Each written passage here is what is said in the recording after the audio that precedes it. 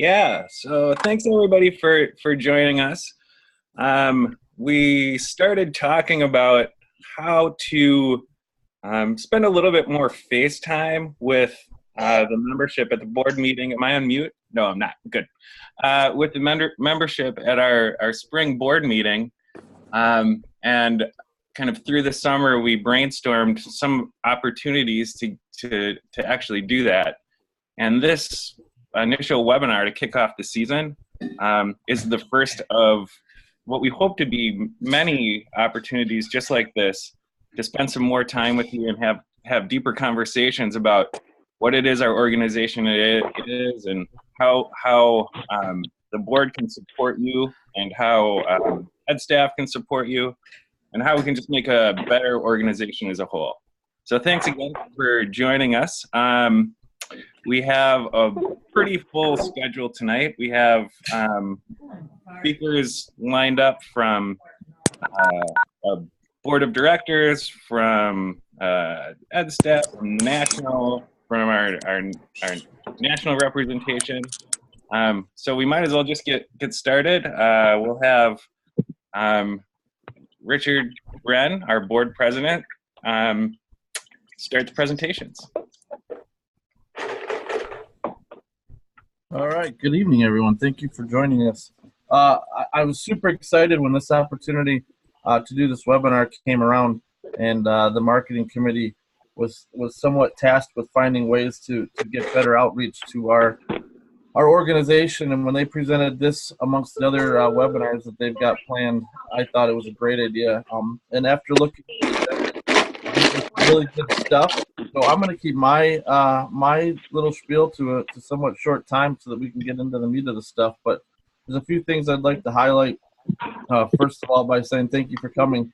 But if anybody's been reading my articles in the Central Line, I've been doing a lot of articles about change, and I think we've come to a point in our organization where we're not just talking about it now. We're starting to realize the tangible effects of it. And I think the first thing that most everybody will notice is our change from our transformation from an outside management company to an in-house executive director and management of our organization. And I hope that all the members have noticed that, because I can tell you the board members have been talking, the discipline administrators, the ed staff have all been talking about how the interaction with our office and the response you get now is one, more timely, and two, more fruitful. You know, they don't have to go seek out information as much as our previous people do, and I think it's a better service to our membership, you guys. So I think that's one of the changes I hope everybody can see. The next change that I really want to talk about is kind of the meat of what I've got is a change that our board is going through right now. Our board has contracted with a third-party consultant to take an in-depth look at our bylaws and our policy procedures and our governance of how we run our board and how we run our organization. We are going to be moving to a policy governance form of governance of our organization. Good. And that started with an in-depth, and I mean in-depth, right down to the T's crossed and the I's dotted of our bylaws, our policy procedures, all our official documents. And we're at the point now where we have our third and fourth drafts of that back. There's a committee of the board who is working on that. It's 4 people. It's myself, Bart McClure, Sally DeLand, and Emily Newland. I don't believe I forget anybody, who are kind of spearheading that. And we are at the point now where we're going to start presenting those changes to our whole board for them to review, with hopes that next spring we will roll that out to the whole organization to take a look at, and then start approving and moving our organization into a more up-to-date form of management, per se. But some of the things we're doing, our bylaws, we're gone through with a fine-tooth comb, and we realized that our bylaws were very heavy in stuff that we didn't need in them. So Sherry Jennings, the consultant we've hired, suggested we take a lot of stuff out, and I mean a lot. We went from almost a 50-page document, and I think we're down to about 13 pages now. So everybody will be seeing that really soon.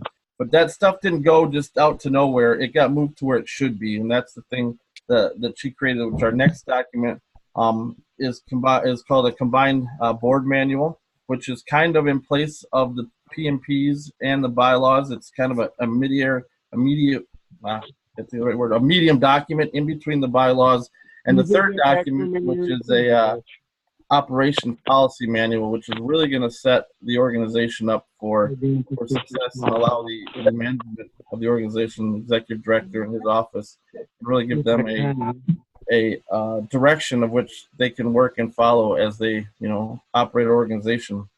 So that's the big stuff that the board's been working on. I think Nick's going to talk about some of the collaboration efforts among the whole organization, which I think are really strong right now. A lot of the divisions are really working together with things like examiner exchanges and the ELC, which I believe everybody's going to hear a little bit about. But I think our organization is at a really strong spot right now. Our board is a pretty cohesive board. I was making a comment just a couple weeks ago that our last board meeting was by far the best board meeting I have ever been to. There was more joking around and more laughter and more collaboration than any board meeting I've seen, and I think that really tells us where we're at as an organization, and we're starting to move in the right direction. So with that, I'm going to hand it back over to John, but welcome everybody. I hope everybody can take something away from this, and this will build a foundation for us to do a lot more in the future. So thank you, Marketing Committee. Yeah, thanks, Richard.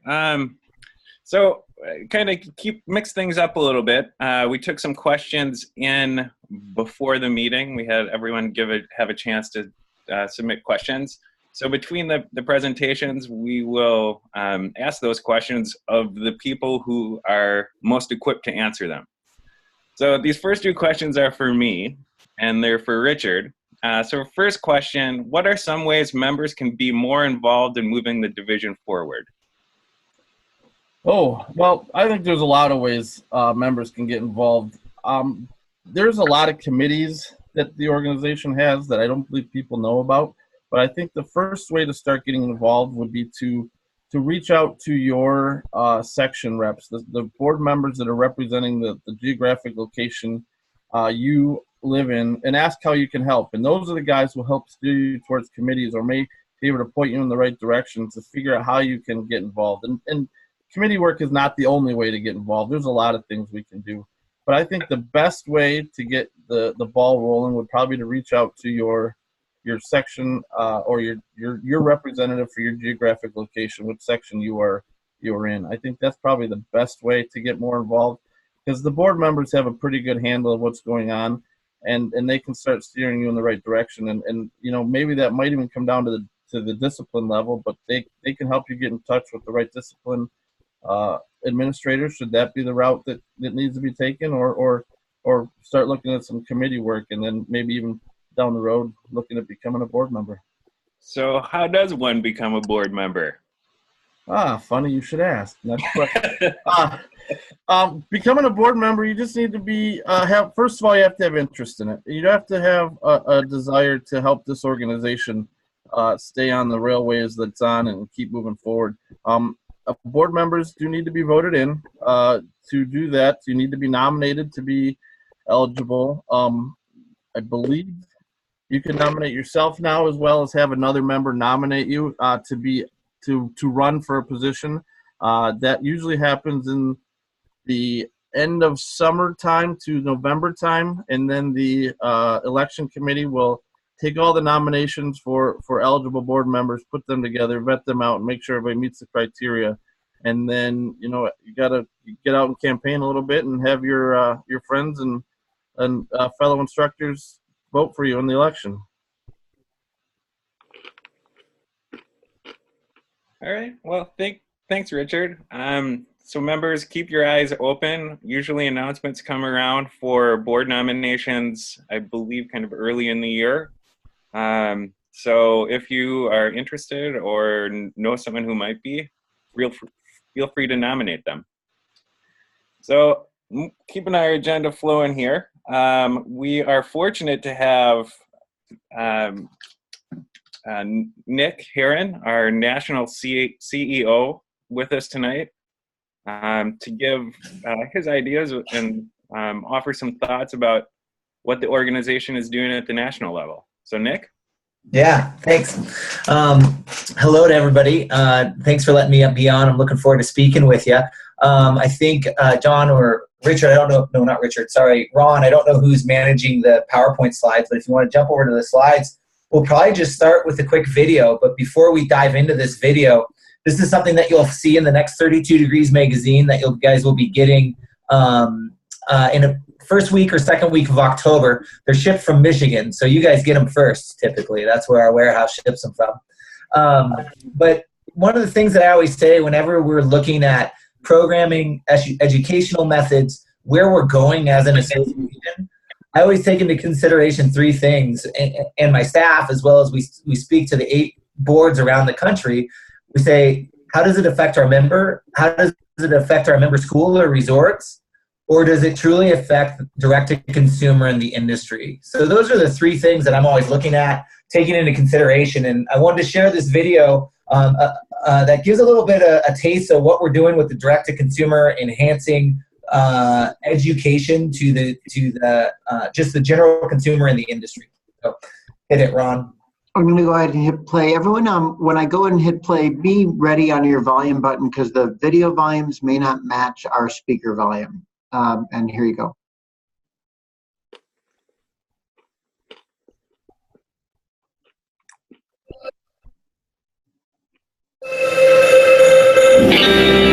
We've done a really good job over the last 20, 30 years of providing content directly to our snow sports instructors. But we want our materials and educational tools to be available to everyone and anyone. We want to grow the sport. We want to grow our membership. We want to grow the number of instructors that want to work at resorts. And to do that, we got to give them a taste of our educational material. We're excited to be here at beautiful Eldora Mountain Resort, and we can't wait to teach you how to ski. Let's get started. And Ski Magazine, we're doing a couple e-learning courses, which is really exciting. We're going to go from here to here at the bottom of the turn. We're hitting different demographics, whether it's a new student in their e-learning course or maybe it's breaking through to the intermediate zone. I'm here today to give you a few pointers for skiing steep terrain. People may be a great skier and they're an intermediate skier and they don't need to take a lesson. But through these courses, they may realize, wow, there's still stuff that I can learn and improve that allows me to get further and further out on the mountain. Some of the best, steepest terrain can be a little tricky to get into, which is why it's usually worth it. The further we can get people out into the mountain environment, the more hooked they're going to be in snow sports. Our national teams, it's 33 members of the top snow sports instructors from around the country, and they're inspirational. They are the ones who are at the forefront of developing our future curriculum, developing our models, and kind of our image that we want to deliver out on the hill. Let's go take a look. You know, we need to find the future leaders of the snow sports industry, and people like Francesca and Brennan, they're it.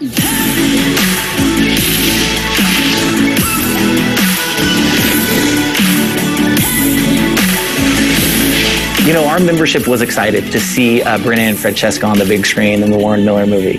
To have them be able to ski at the level that they ski, but also share their passion and ability to do what they do on groomers and beginners on intermediate terrain, that's just phenomenal. And hopefully it changes the perception of who we are as instructors. I started instructing just as a part-time job. Sure, I got into it to get paid and to be on my snowboard. And then you start to realize that you connect with your students and it really becomes more than just a job. I remain in it because it's just the coolest way to share the joys of skiing and snowboarding.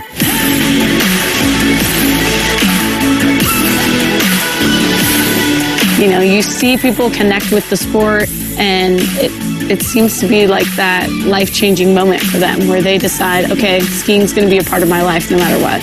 One of my biggest goals at PSIA-AASI is to share our message, share what our instructors do out on the hill. And Brennan and Francesca did that. They showed their passion, their love for the sport. And when you connect people like that with a guest, they're going to love the sport for life.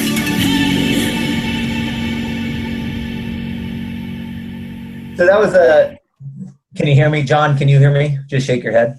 Great.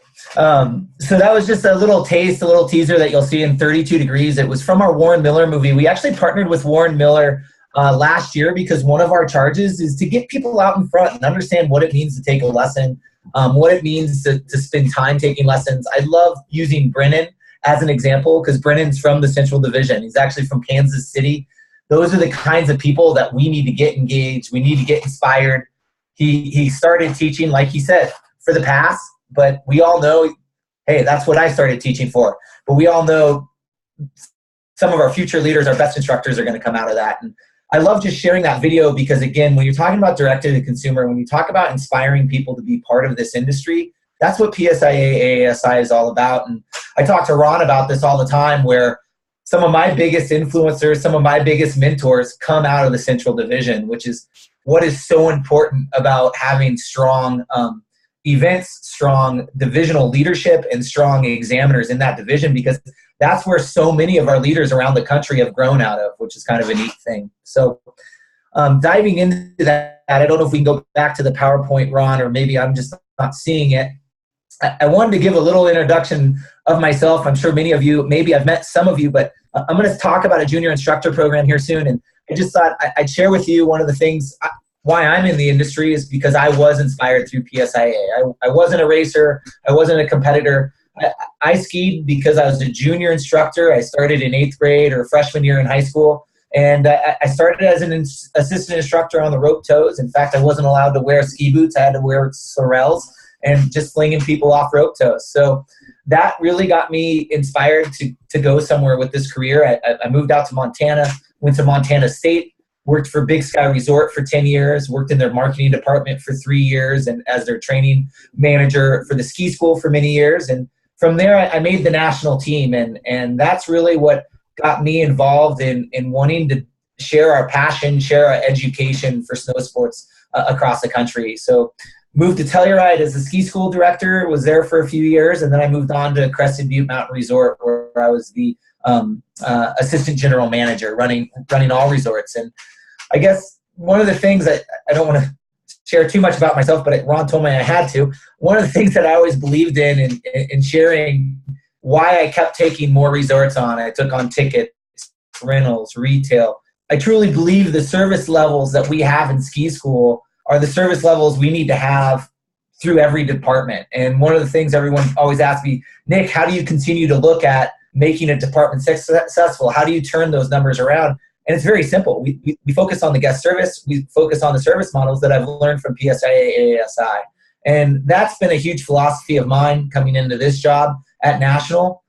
A lot of times people always say, wow, what is the roles of National? What are the roles of the divisions? And Ron and I and Richard and the boards have spent a lot of time in the last 3 years defining our roles and responsibilities. And we've taken that service model and saying, okay, how can we support our member schools and our members at the highest level? And Ron and I talk about this all the time. We define what are the roles and responsibilities of the divisions. The divisions, they have to deliver exceptional services through events because that is their job, and be connected with snow sports schools. Who spends more time with our resorts, with our members than us? Our resort managers. And that's your supervisors, that's your managers, those are your trainers. We got to make sure that we have sound trainers in every school so that we can inspire people. So that's a big message of ours. My role at National is to support Ron, is to support the divisions. We are a support mechanism. Yes, we focus on the marketing branding. We focus on the national standards. We focus on making sure those consistencies are delivered across the country. But in order to do that, my number one job is to support the divisions. And I truly believe if we keep that focus internally, that's what's going to make us successful as an organization. So a little background on me, a little background on how I approach PSIA-AASI and how I work with Ron and the team in Central. So we can jump back to that PowerPoint slide. I really wanted to dive into a couple things that are coming down the pipeline. Ron and the team asked me to share some of the initiatives that are coming down the pipeline. Again, Central has done an amazing job doing webinars, and I have to admit, this is my first webinar, so this is kind of exciting to me. But I'm blown away in the last 3 years, the level of service we've been able to provide at the divisional level and through our e-learning platform. And our goal here, again, is to hit non-members, members, whether you're level 1, 2, or 3, or wherever you're at in your educational pathway. We've created a lot of free e-learning courses and paid e-learning courses. The other thing we are focusing on, I'd like to highlight, is the ACL Strong course. That's specifically around safety and being physically fit for your job. We want to make sure when we look at snow sports education, it's not just about how to tip a snowboard, rotate a ski, slide and glide on cross-country skis. The goal is to make sure that we're setting up what are the workforce needs that we need as instructors and for everyone to last the entire season. That's the goal there. So we're really looking at broadening what type of education do we have through those types of things. Future courses coming down the pipeline. Thought I'd just let you guys know I'm really pumped about this one. We have really been focusing quite a bit in the last 2 years, ramping up the level of programming through all disciplines. If you saw my email last week, we have a new adaptive manual that is coming out specifically on diagnoses. We also have a new Delivering the Beginner Experience course for cross-country. We want to make sure that, yes, the majority, 17,000 of our members are Alpine out of 32,000. However, the majority of a lot of our members, those Alpine members, are cross-discipline specific. We've got to, specifically about Central, we've got to focus on cross-country. We've got to focus on adaptive. We've got to focus on every discipline that is going to grow the industry and the snow sports industry. So one thing that you'll see is we are on rotating years. 1 year may be focused heavily on snowboard, maybe focused heavily on kids, it may be focused heavily on cross-country. But our biggest goal whenever we're looking at programming to deliver to our membership is what is the need and the priority right now, and how do we balance it across the disciplines.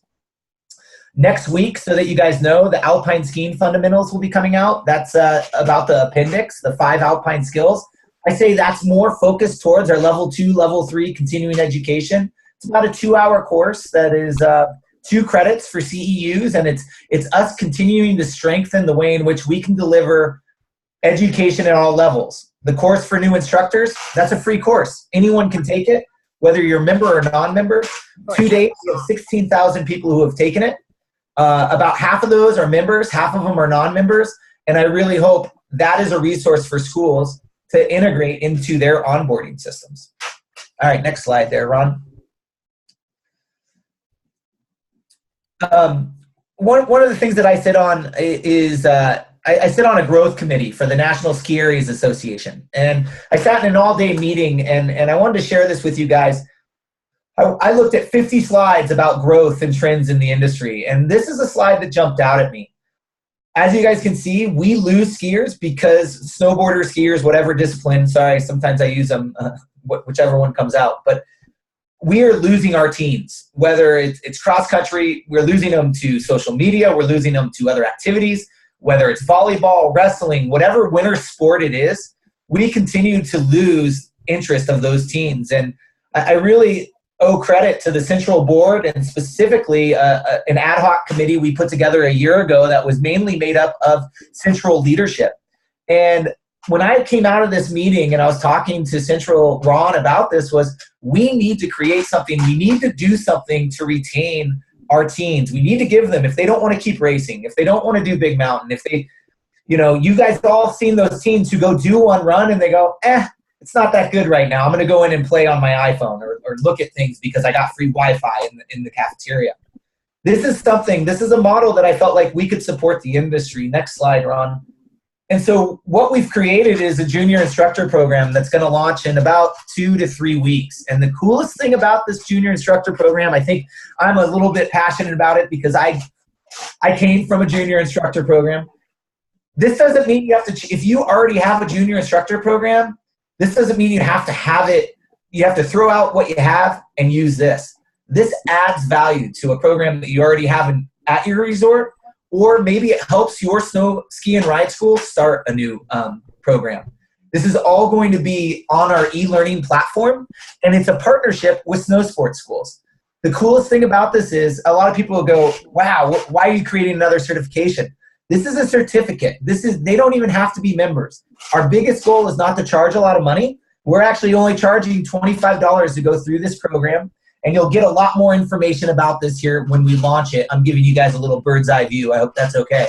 But the cool thing about this is they're going to have to take 3 e-learning courses: what it means to be an instructor, how to deliver the beginner experience. And again, they can take the cross country, they can take the snowboard, or they can take the alpine, whatever interests them. And then they're going to take a modified CS course. It's only going to be 2 modules, what it means to be working with kids. And then from there, they have to have 12 hours of training from their schools, some shadowing hours, and they have to learn how to write a cover letter. Why do they want to be an instructor?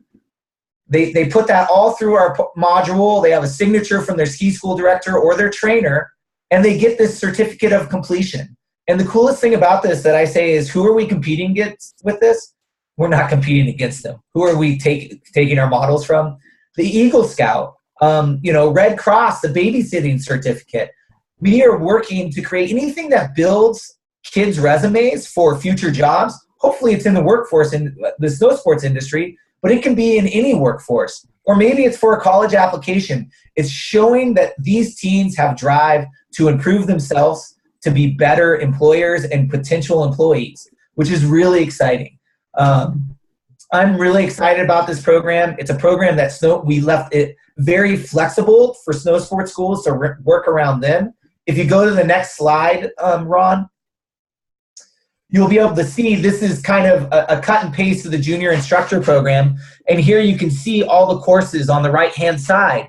And they have to take 1 course before they move to the next course. So it's very, for that generation of potential member, it really appeases to them. They love doing the digital side. They still have to get outside and do something out on snow. And you know what the craziest thing? What is the standard to this? It's not about teaching the kids how to tip and rotate a ski. It's about teaching the kids how to have a proper handshake. What are the bathroom procedures at that local ski hill? How do you work in the beginner area? I think the standard that we put is they have to be able to move around a learning area in a group in a safe fashion. So it doesn't have anything to do with their level of ability. It has to do with their people skills and their teaching skills, which is really exciting. Now the goal after this is hopefully we invite them to go after their level 1, and hopefully they get a job at their local hill. So, kind of a fun program. Next slide. I'll just run through these. These are some progress cards. These are more for ski and ride schools. If you guys have a supervisor or a director, let them know that these toolkits are coming out. It's a toolkit on how to build report cards. And if there's schools, we always know there's schools that may not have time to build their own report cards. So we built report cards for you that you can slap your logo on and use those report cards. The reason why we have these is that each level there's learning objectives. The goal for this, they're going to again be in cross country, they're going to be in alpine, and they're going to be in snowboard. And the cool thing about this is it gives those youthful or instructors that may only teach 2 or 3 weekends a year. Oh, level 3. Oh, this is I got to get them to match their skis. Okay, I have some goals to that. So kind of an exciting toolkit that we're providing to snow sports schools. It's going to be available to all resorts and all members as well. Next slide. If you got my letter last week, I just thought I'd share you 2 new manuals, which I'm really excited. Our goal is how can we get more programming to our members in a cost-efficient way. Fitness for skiing and snowboarding and the adaptive instructor supplement. These are 2 new manuals that are now available to all members completely free through the, what do we call that, Ron? Library? Through the PSIA library. I should know that. That's bad. So if you go onto your app, if you download PSIA-AASI library, you can download these manuals and they're completely free. The fitness for skiing and snowboarding, that one is specific. It gives you an 8-week and a 12-week program to start to become physically active and prepared for the season. I can tell you the adaptive instructor supplement, I just finished reading this about three months ago, and I read it again when it came out in final copy. It could be one of the most resourceful things to adaptive instructors and non-adaptive instructors. I can tell you I'm very novice when it comes to adaptive education. This could be one of the best tools that I've ever read and gotten something out of. I was blown away with this. And I think I'm on to my last slide here. just press play real quick and you'll get a taste of it, then we'll be done here. Skiing with kids is all about having fun and sharing your love and passion for the sport. Getting out on the hill, sliding, having a great time, having fun. It's something that I know that I'll do with my kids for many, many, many years to come. Hi, I'm Brian. And I'm Alex. We're here at beautiful Aspen Snowmats, where the kids' programs are amazing. Alex and I have both been teaching skiing for many years. However, most importantly, we're parents too, and we love sharing skiing and the mountain environment with our children, and we're looking forward to helping you. What we're going to teach in this course is all the bits and pieces of information that you need to know on how to get to the mountain with your family in a low-stress way. Everything from getting ready at home to getting to the mountain and getting your kids dressed and out on the hill, sliding to making their first turn so that everyone has fun. This course is for families who are on the brink of becoming lifelong skiing families. If you ski 1 or 2 weekends a year, or maybe just a one holiday, and you're looking to ski every weekend and make skiing a part of your family life, this is a course for you. Help teach your kids to love the sport. Enroll now. So we partnered with Ski Magazine, and this is a course that they built actually, and we used Warren Miller photographers. They did an excellent job putting this together. But we're actually pulling 5 to 6 of those tips, and we're going to use them specifically in social. And we're actually having some paid marketing to get them at the top of Facebook and YouTube. So you'll start to see those trickle out throughout the season. But one of the biggest goals that I think is really important for people to realize is there's only 50% of the people who try skiing or snowboarding take a lesson. It's very common in every industry, athletic industry, that people take lessons. You know, I have kids, and I'm up at Eldora, and I watch these dads strangling their kids with the harnesses every Sunday. It drives me bonkers. And, you know, one of our goals is we need to make sure if they're coming to us, hopefully we increase. It's by the way, it's been 50% for over 30 years. So this isn't like something we should freak out about. But our goal with PSIA-AASI is to get in front of those 50% who don't take lessons, who aren't aware of it. By trickling this out, giving them a taste of what we're doing, that's the kind of marketing we want to hopefully go, wow, maybe we do need to go take a lesson. Maybe we can put them in a lesson. Here's some great tips. There are some dads and moms who want to work with their kids. If they're going to get the information, I don't know if you guys have ever YouTubed some of this stuff. They should be getting it from us. They shouldn't be getting it from other people on YouTube. So our big goal is to be in front of a lot of different avenues. You know, we partnered with REI. We're shooting stuff out on the REI website. The coolest thing about that is REI has 4-season clientele. When we push something out, like a video like that on Facebook, we'll get anywhere from, in the first 2 to 3 months, 50,000 views. When we push a ski tip out on REI's platform in front of YouTube, in the first 3 months, we got 300,000 views. So that's that many more people that are seeing, they're getting the instruction from the pros. That's really everything I had for you, whether it's the report cards, whether it's direct-to-consumer education like these e-learning courses, or those manuals and the e-learning courses direct to our members. Again, I really, there's a lot more than just this. I'm sure Ron's going to be annoyed because I went over my time limit, but I wanted to show you those 3 points. How does it affect our member? How does it affect, are we creating things for our schools and our resorts? And how are we creating and supporting direct-to-consumer? Hopefully through this presentation, you kind of saw a little bit of how we're doing it in each different way at the national level. So there we're at. All right. Thanks, Nick. Yeah. We are moving into some of the questions, and you kind of addressed some of these. Maybe specifically, please describe any online resources that have been either added or updated since the last season, or to aid new instructor training development. You know, I think you guys saw all the new e-learning courses that are going to be launched. I think, you know, we have another uphill course that's not on there because I'm trying to get it by January. But I think a lot of people ask me, how do these e-learning courses, how are they created? Well, they're created by our members. They're created by our leaders. And, you know, we are still very young. And I think one of the biggest feedbacks is, man, I wish there was a 3-credit course. I wish there was a 6-credit course. I think Central right now is probably one of the best divisions doing that with their webinars. But I think our biggest goal right now in terms of e-learning is we're just scratching the surface of what we could be offering digitally. And the funny thing is I thought we were way behind. The more I live in this world, we are actually doing a phenomenal job. But our big jump over the next couple of years is how do we go from a 1 hour course, 1 to 2 hour course, to a multi-tiered course, to an interactive course? That's where we're really looking at. I think just to share with you some of the vision of digital education, of where we're going. What are our themes for 1920? I think one of the biggest themes that I'm most proud about is having something for every demographic. We've got the junior instructor program. We've got the report cards. We've got the 5 fundamentals e-learning course that is for our Alpine level 2 and level 3 continuing education. We really want to diversify, but at the same time, we want to hit the priorities of the industry.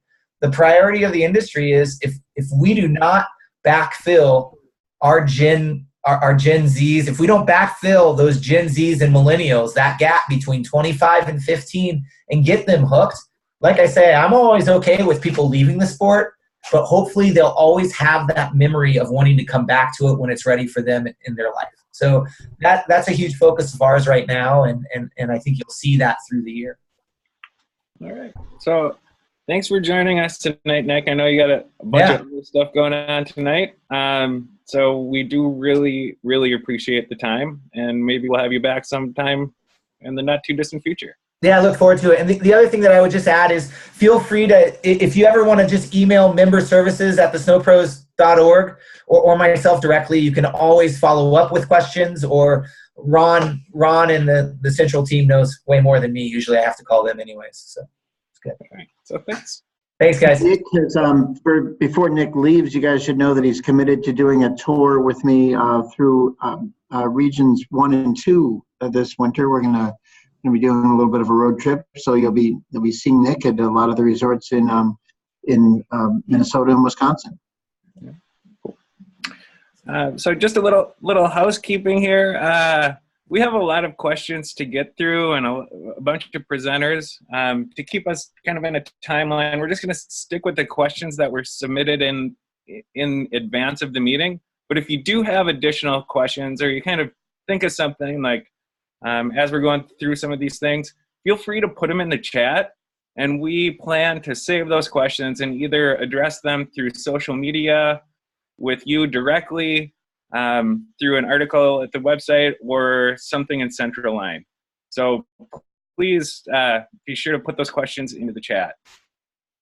Thanks. Oh, and the other thing, we are recording this presentation, and it will be available for you to share with friends and colleagues later. So moving along, next on our agenda is Ron. I'm muted. Hi, everybody. Now I'm unmuted. Overly following my own rule there.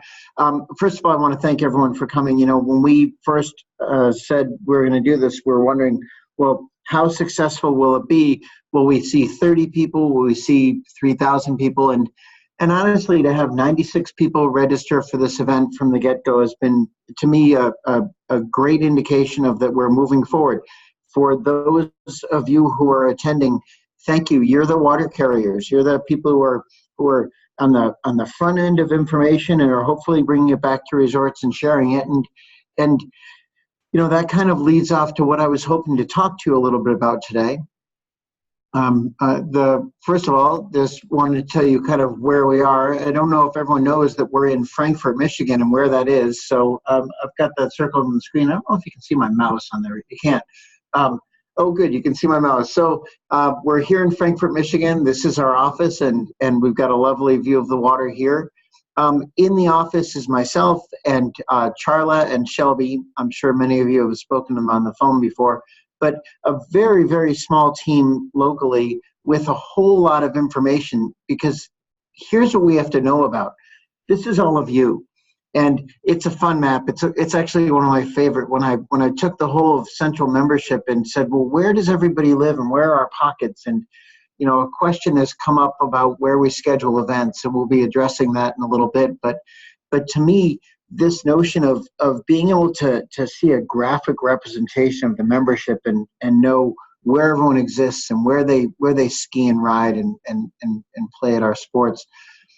So the things that you may not know about how the organization works, there's a whole lot of acronyms that float around.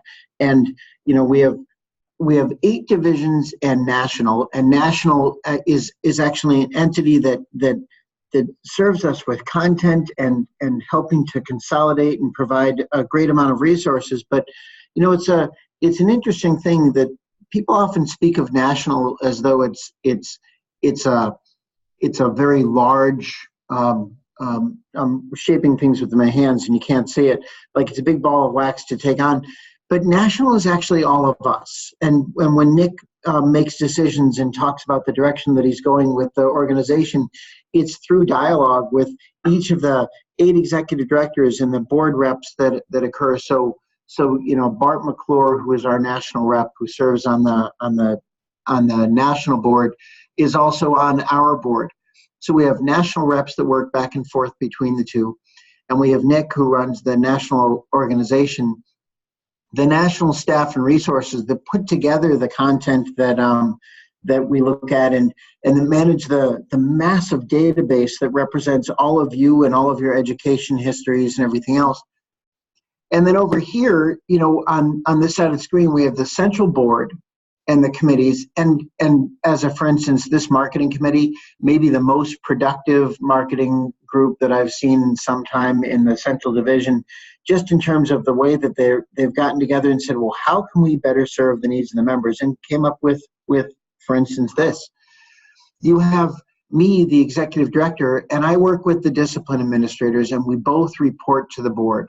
The discipline administrators report back to the board on how they're going to manage each of their individual disciplines, and you'll hear from them today. We have the central office staff and the Central Line magazine, which falls under our purview. See this thing right here, shared resources?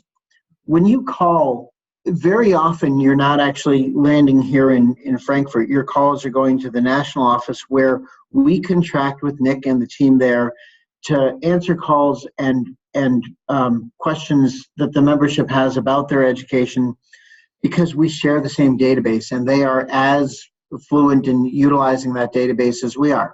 The biggest difference between the resources at national and the resources here are that they are probably best able to look at your record and your history and know where you've been and how you got there. We're the source of local knowledge, and that's where the central office really comes into play, is that we know you and we know where you work and how those resorts relate to one another on the geographic map, and that's kind of, you know, how our resources play out. Over here we have the education staff, and they're, you know, I didn't draw a lot of lines. The thing that's interesting about it is that the education staff reports to both the discipline administrators and to me as their human resources manager.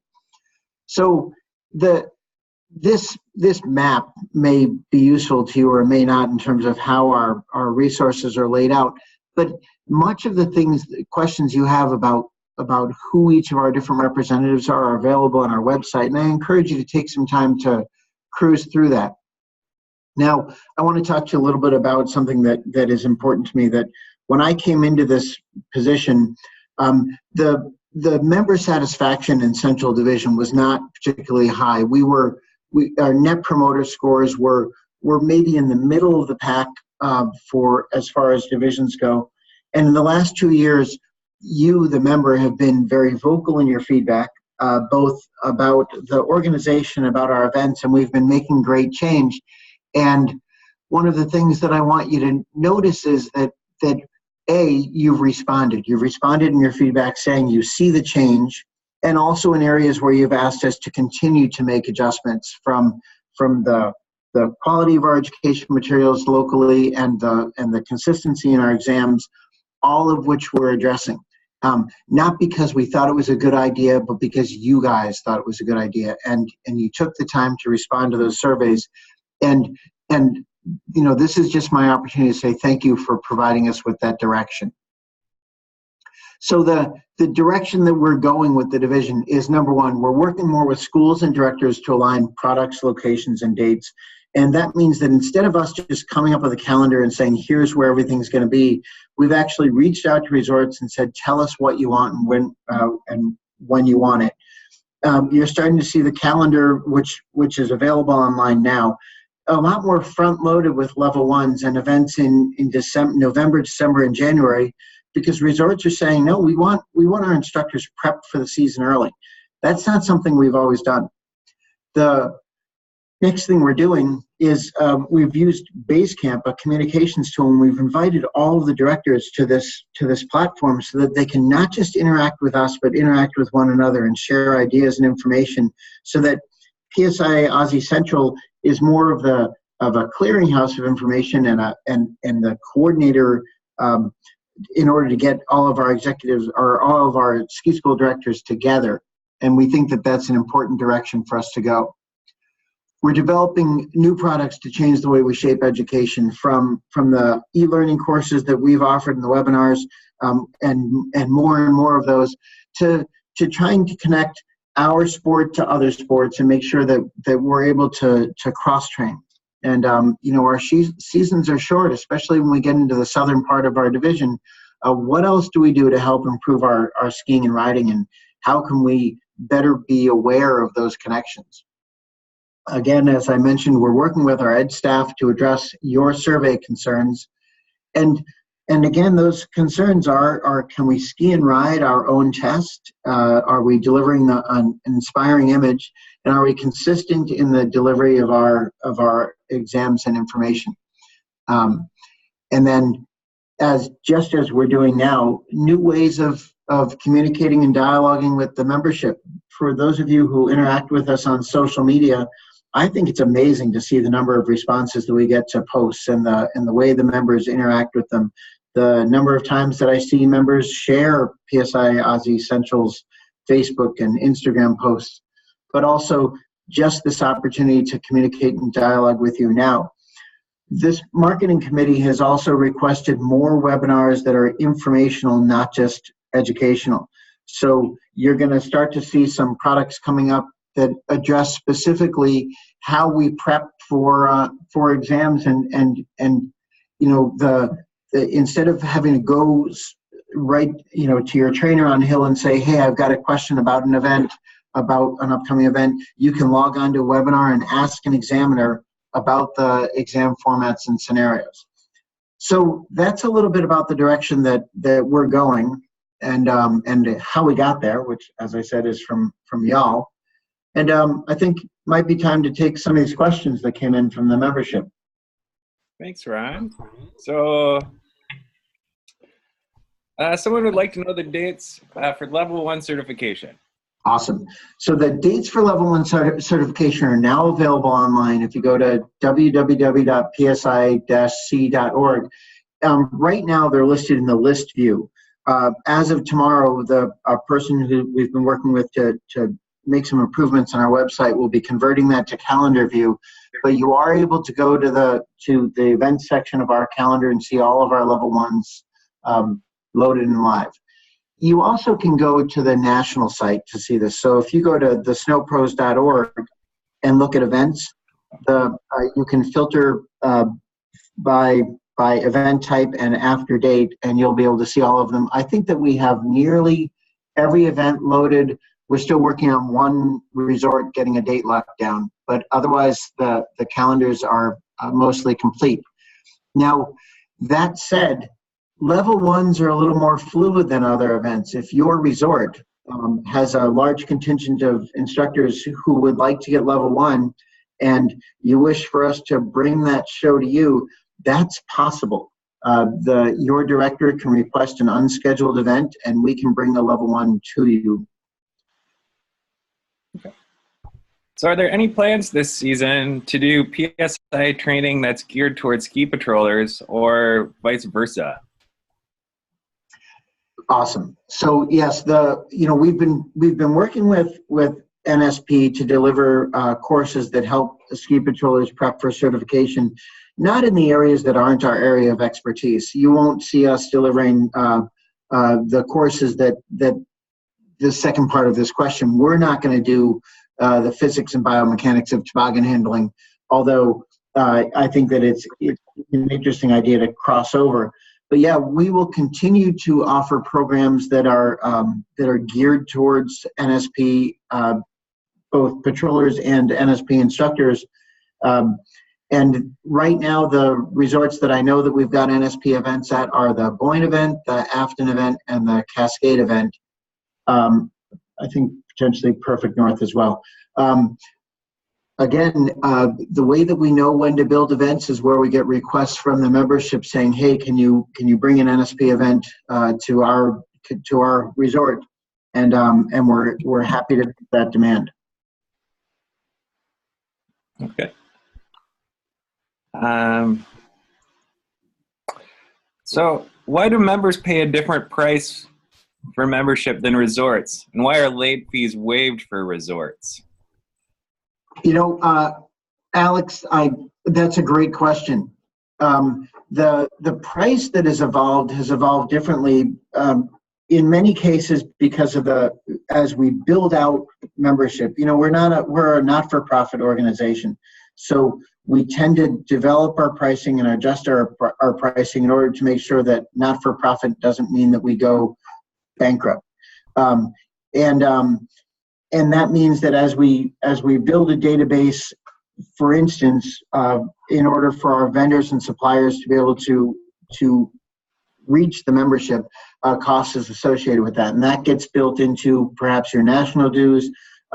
As we look at the cost of the magazine and our online content, that gets billed to you, the members.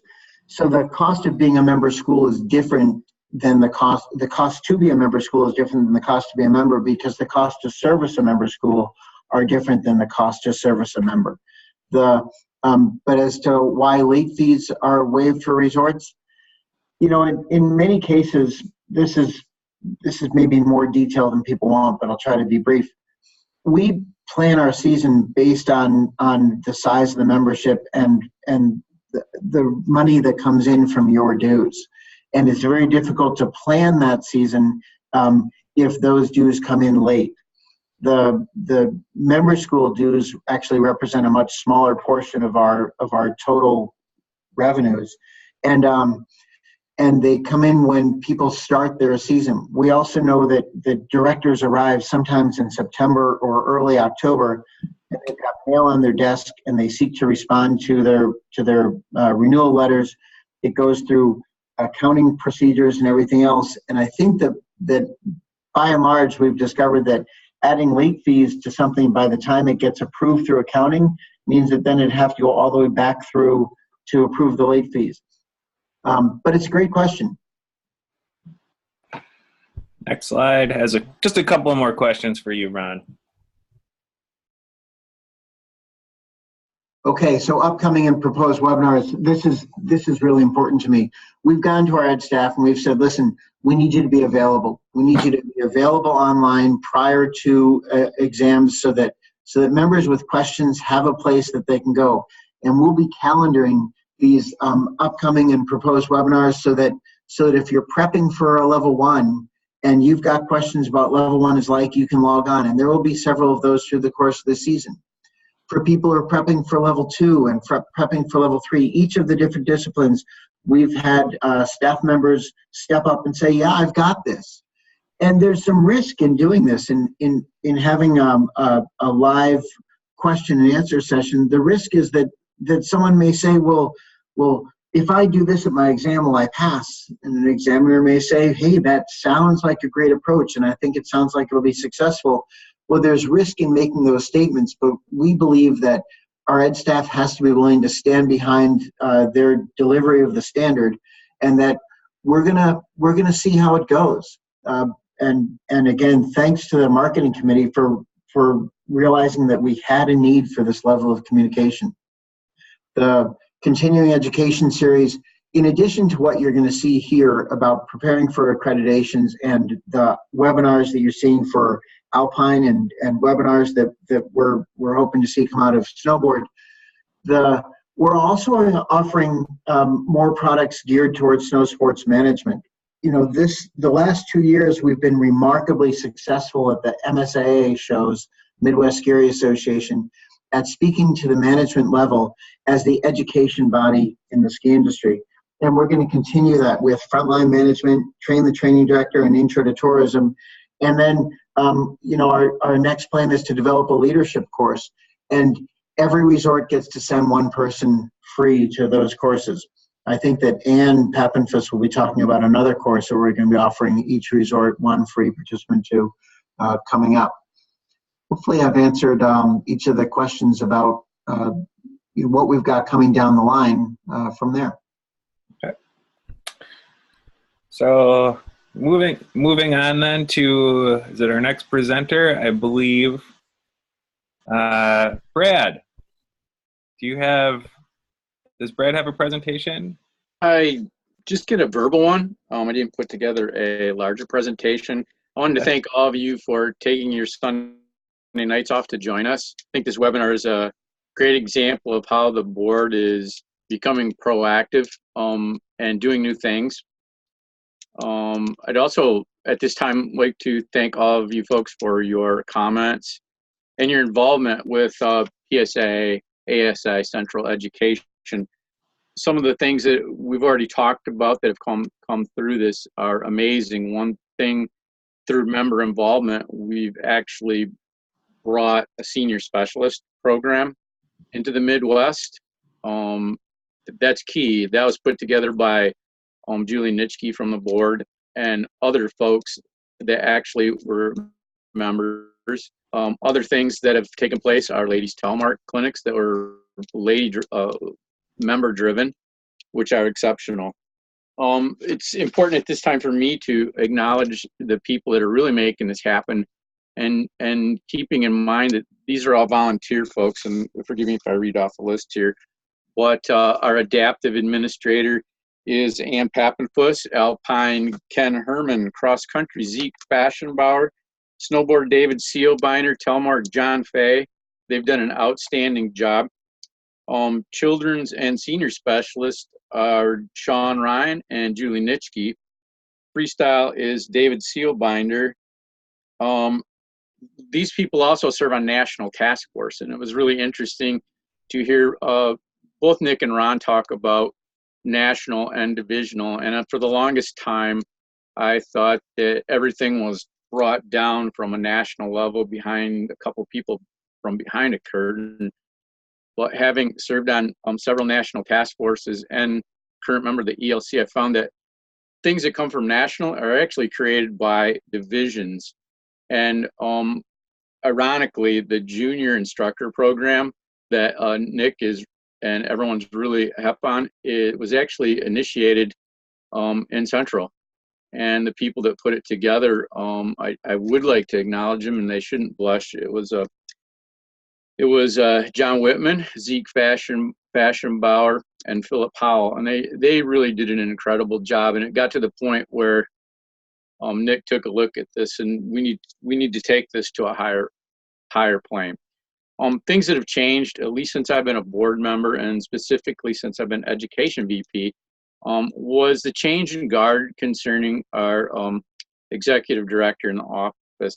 And Ron's involvement as someone that's knowledgeable and active in our division has made a tremendous difference. It's just been hugely important to have someone that knows our business, understands it, and is passionate about, like all of us are as members. So yeah, that's pretty much all I have initially. But again, to thank all you members for being involved, and your input has made a huge difference, and I hope you've noticed it. Thank you. Hey, thanks, Brad, and great taste in headgear too, by the way. Thank you, buddy. So some questions for Brad. So for those of you who don't know, Brad is the education VP on the board, as well as a great guy. So here are a few questions for you, Mr. VP. Well, thanks. this first question about the avalanche safety is, it may seem funny coming from the Midwest, but just north of Ron's office in Frankfort, Michigan, there's a little dune called Sleeping Bear Dunes, and there has been avalanche issues out there in backcountry. So it's not really out of the extraordinary on a big snow year that this does happen throughout the Midwest, actually. One of the things that is important is that although avalanche courses and equipment use is not currently offered in Central, you could use courses taken somewhere else for educational credit if you check with the office, and they can apply that as educational credit. And I believe it is one of the requirements if you want to belong to the International Ski Instructors Association too. The next one, when working with very young children's ages 2 to 4, what advice or games do you have for keeping them engaged? That's a great question, because both my kids started when they were 18 months old. And for me, it came down to, as a parent, I had to make it fun. And sometimes that meant bundling your kid up and taking them to Hickory Hills and getting them on the slope, and they might make one run down, and then it's in for the pizza and hot chocolate or whatever you have there for them. But the most important thing that at least our kids, and what I see other parents doing and instructors, is getting the 2 to 4 year olds used to the environment, the snow sports environment. And that's just not the cold and the snow, that's the people moving about them, be it on the trails or the slope. That was super, super important. The other thing Nick had presented was the how to raise a skier. That's a really great video for folks to check out, parents and instructors and coaches alike. So another thing, working actually with 4-year-olds in a race program, which is kind of pushing the envelope a little bit. One thing I learned the hard way is I had to incorporate the parent and learning partnership. All too often, I personally forgot about that in my younger days. By not doing so, it created some issues. And I found the parent issue, they're so much more helpful than you can ever imagine. So get them involved. The next question on the same one was, since I teach at a very small resort, what type of activities can I offer adults so they can still progress while skiing at smaller hills? Well, I learned at an 85-foot vertical hill and teach at 125-foot vertical hills with rope toes. And so I'll give you a couple tips that I've used. What I did with my adults was I incorporated them in the learning partnership, get their thoughts, see where they're at, and maybe even let them have a chance to teach me something so we could all learn together. Also, I would always try to seek challenges within the safety limitations. That's super important. Like one example would be, how many surface spins can you do in 100 feet? It sounds silly, but that's challenging and hard, even on a small hill. A key component for working with adults and keeping them captivated, and also helps them become part of the self-coaching, which is hugely important, is the use of video. And by using the video, they can actually see what maybe some things they could work on, or maybe some things that they see are really good. So that use of video is really super important. And one thing I've started to do in recent years, both with junior racing and skiing and mountain biking, and also with parents is and adults, is follow-up emails. Following up with your adults with a team email that might only be a paragraph long, but it really, really gets them involved in the process. And so I think you can really find some great ways to use a smaller hill. The next question here, and this one, it's what steps is the board taking to form a closer relationship with USSA? And that's actually now that's USST.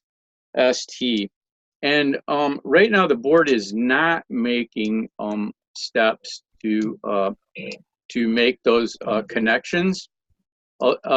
Keep in mind that you can use, if you check with the office and let them know, you can use your USST certifications as educational credits. The personal experience with USST has been a 35-year process in my world of coaching competitive ski racing.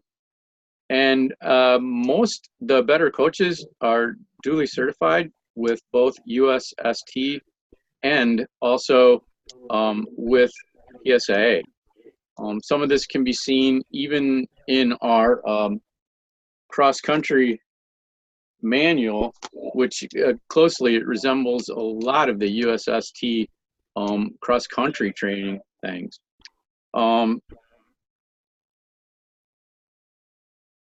One thing that has happened in Alpine, I think that's been great, is Mike Rogan he's a D-team coach. He's fantastic. He also works with the coaches from the USST Alpine staff and does some great articles for Ski Magazine. In fact, some of the best they've ever had in there for instructional purposes. In the future for USST and PSA, I think it's really great that we acknowledge each other, work together when we can. I know that we have reached out to work with their Skills Quest for Alpine, and also that there's been collaborative efforts with CSX and PSA to do presentations. So yeah, great, both great programs, but currently the board is not looking to, hasn't approached that. Brad, it's Ron here.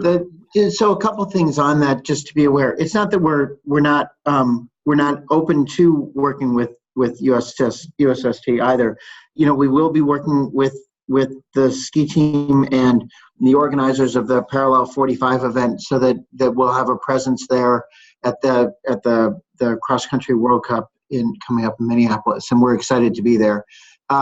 One of the products that the tech team is rolling out for this season that I think everyone will be excited to see, their precision and technical skiing course, which is designed to see how well we can dial in our skiing to be precise to the moment to the point of obsession, and you know, how close can we get to the target kind of skiing.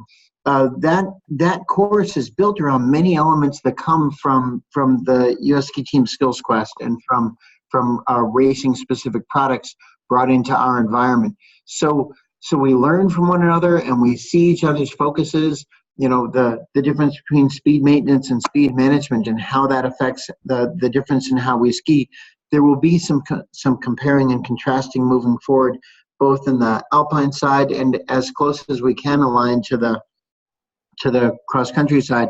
It is not that we're opposed to those relationships at all. It's just that trying to find the synchronicity and symbiosis is sometimes difficult. We will always continue to explore them going down the road. You know, Brad, when you and I were on the phone and we discussed the question about the person who teaches at a very small resort, you know, we always remind instructors that the tasks they do for exam prep and exam tasks are based on highlighting skills, and don't feel embarrassed to bring some of those same tasks that you practice in preparation for exams right back into your lessons as well. So Brad, thanks for your commentary on that, and John, back to you. Okay. Are there more questions for Brad, or are we on to discipline administrators now? We have page 2 here. Okay, so Brad, this is coming from Lisa Carroll. As an educator, I'm concerned by the low L2 and L3 pass rates in the division. How is the ed staff addressing that issue? Well, this question actually woke me up at night thinking about it. I think some of the things Ron brought up earlier with our proposed webinars would be beneficial for participants and also ed staff alike. And I think this would be something that ed staff would be super involved with. But I did really want to address that question And I know I've written an awful lot about how to take level 2 and level 3 exams and maybe how to prepare for that in a number of disciplines, in fact. And as a trainer at level 3 and 2 disciplines now, only telemark, I think it's really important for people to know that as an examiner or evaluator rather, we want all of our participants to be successful. But it is also important to know that as a trainer, there is a difference between a trainer and an evaluator. And when I read this question, I immediately thought of my driver's ed trainer in 1975, Mr. Dudo. He was actually my trainer for driving driver's ed. And then when the time came, it was off to the county seat to take it from an evaluator. That was a little different thing.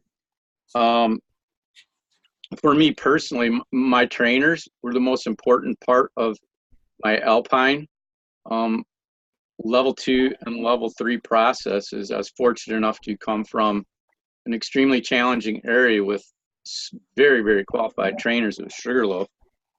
So the exam was much easier than the trainer. As an evaluator, as an ed staff evaluator, I'm charged with checking the boxes for people in regards to their ability to pass national standards.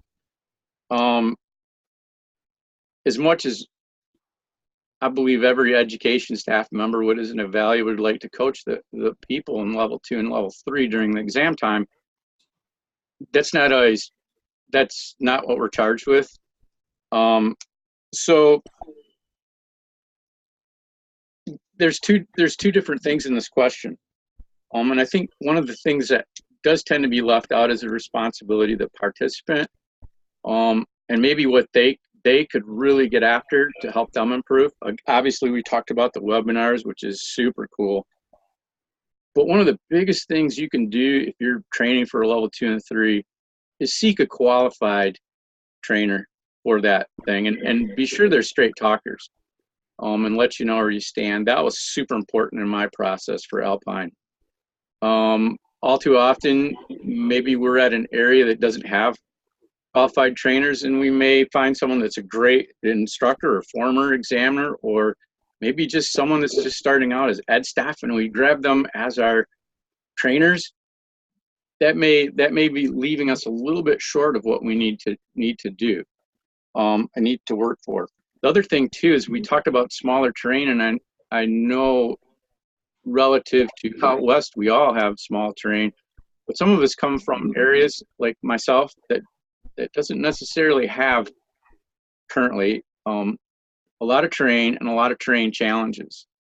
Sometimes you have to go out there and seek those areas. Perhaps if I train at Hickory Hills in Traverse City, I have to go to a Nubs Knob or a Boyne Highlands or a Boyne Mountain to seek different and challenging terrain. And that's a really important factor in training for an L2 and L3.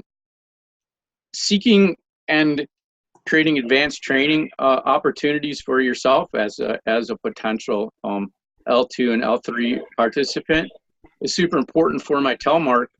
There aren't any telemark trainers, or weren't any, in Michigan. And so I had to personally go out and start clinics for telemark and push my boundaries with, hey, I got a free clinic, and people would show up. And so I learned more about the teaching aspect of it. Seek as much as PSIA-AASI education as you possibly can.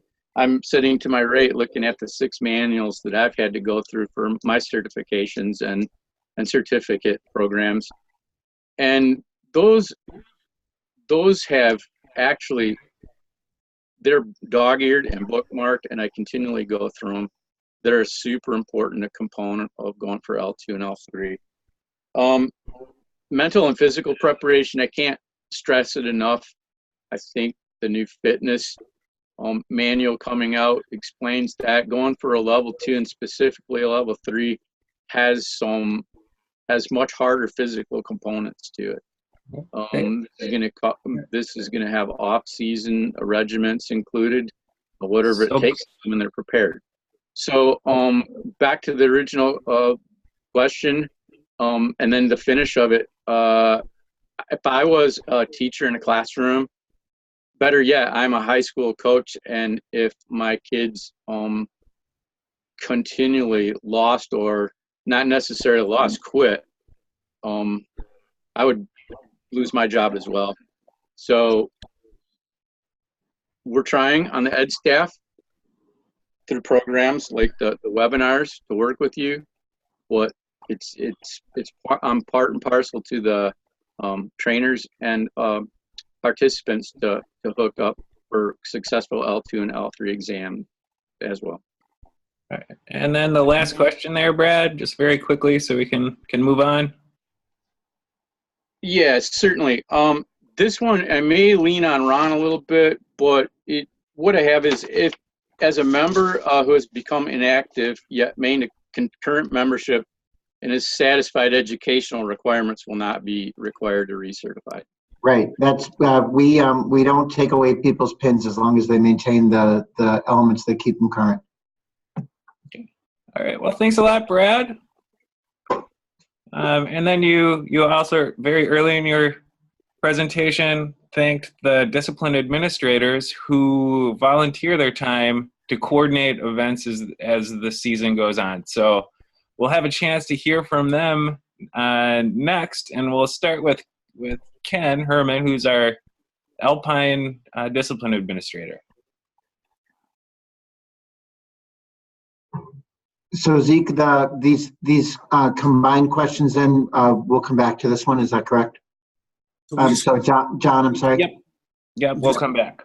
Okay. Let me move the slide forward. Well, I'm here. Hey, I'm circling the runway right now.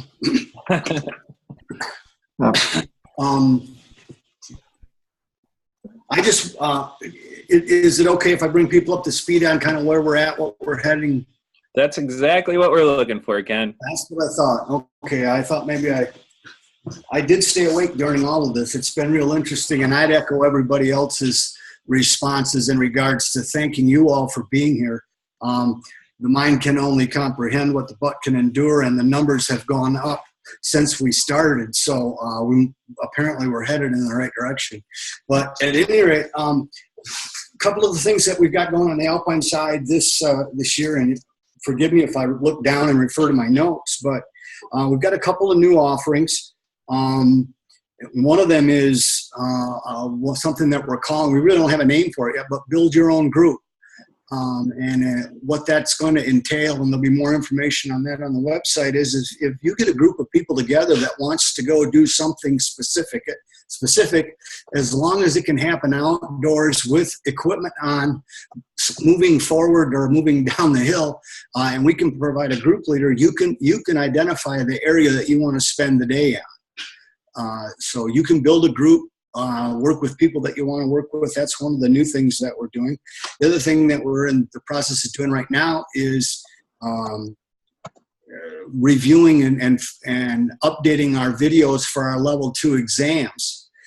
Last year we started a level 2 exam, or a new process for level 2 and 3 exams, and within the level 2 exam we provided video clips of potential students, which gave our teaching portion of our level 2 exam, those candidates an opportunity to have a starting point with something that was a real good visual, rather than something that may have been in the evaluator's mind, and it was a different picture in the member's mind as they were getting ready to go out and present.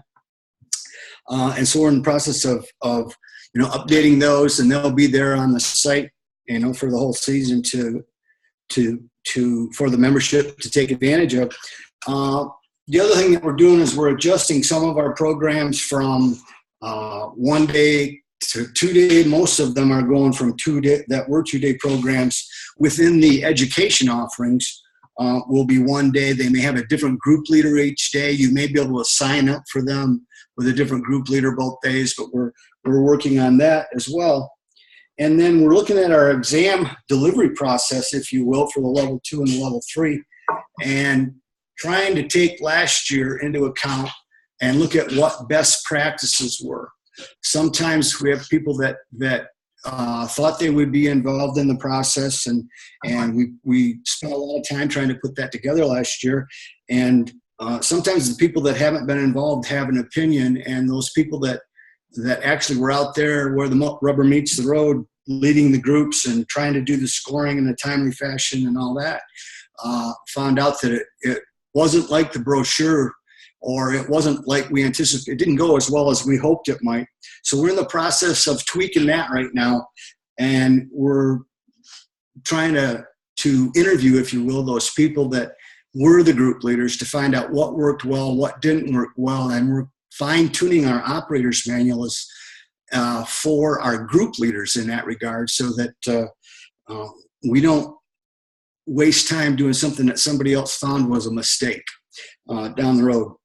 The other thing that I think Brad mentioned this, that I serve on the Alpine Task Force, and again as a volunteer, and we're working on fine-tuning the fundamentals of our technical applications, our teaching, and our people skills.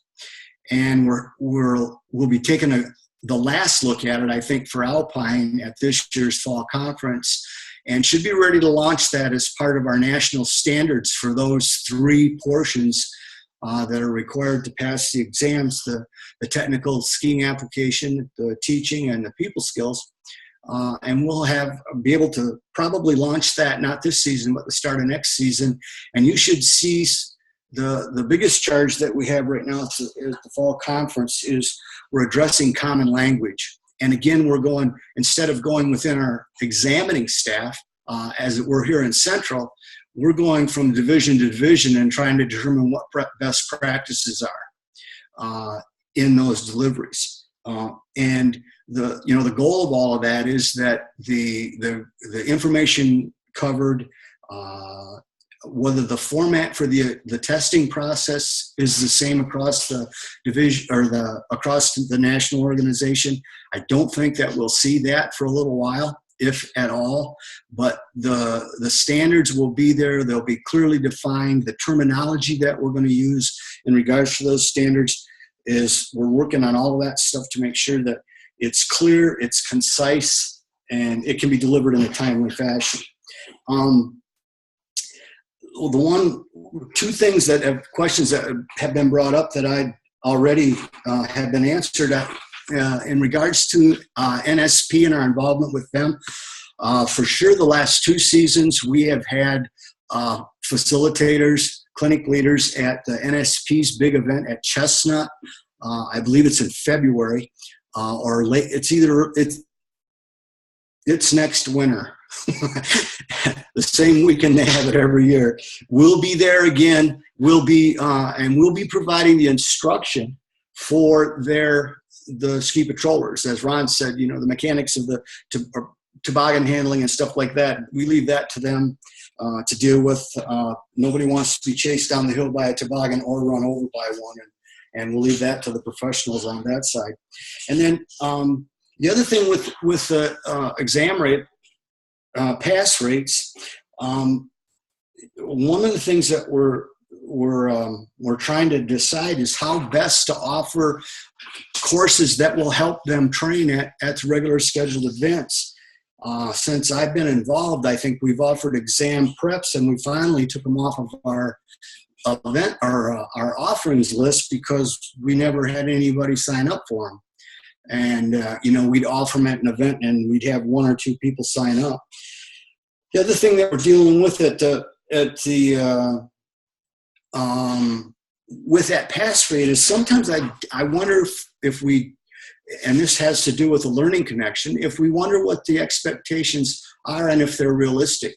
I've had candidates in exams that I've conducted that said that they were told to just take the exam, you might pass it, and it could be the best clinic that you've ever attended, because you'll be in the trenches a little bit.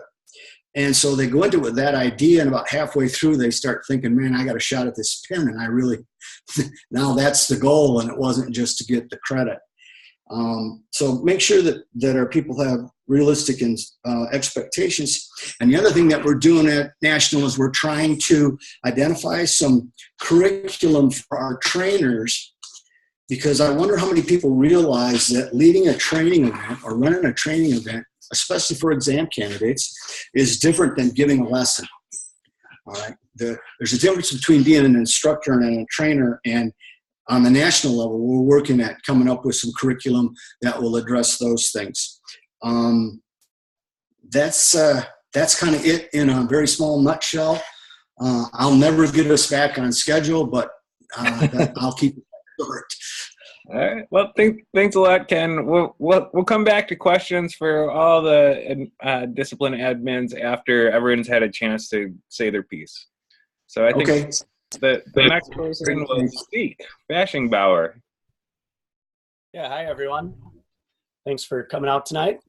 Lots of really cool stuff going on with the cross country group. That's kind of mainly what I'm going to speak about this evening.